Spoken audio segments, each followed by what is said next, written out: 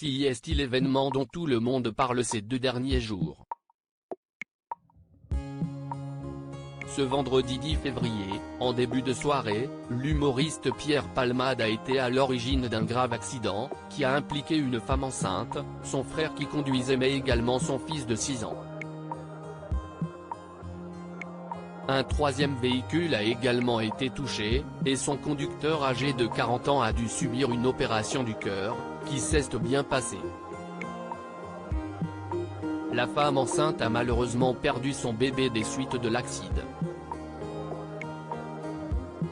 Elle n'est plus en danger mais son fils de 6 ans est toujours inconscient.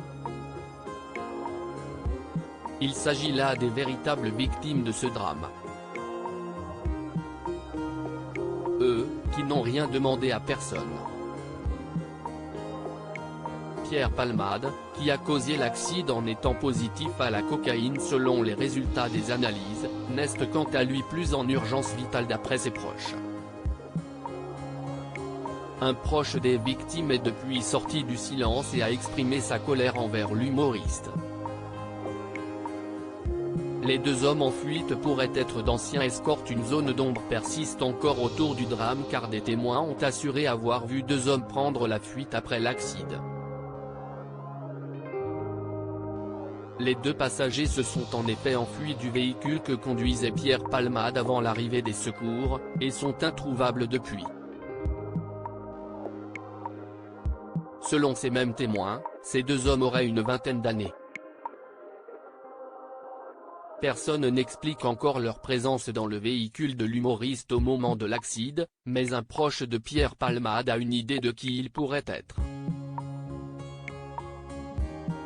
Selon une source de l'entourage du comédien, les 2 jeunes fugitifs pourraient être d'anciens escortes, que Pierre Palmade aurait rencontrés sur les réseaux sociaux.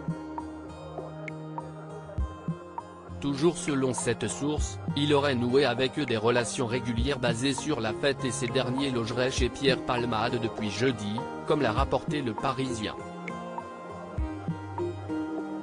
Un témoin avait également certifié avoir vu l'acteur consommer des stupéfiants avec 2 jeunes dans l'après-midi du vendredi 10 février, ce explique l'état du comédien au moment de l'accident. Désormais, les enquêteurs cherchent à comprendre la raison de leur fuite, et, afin de les identifier, vont effectuer une réquisition d'images provenant du système de vidéosurveillance de la commune.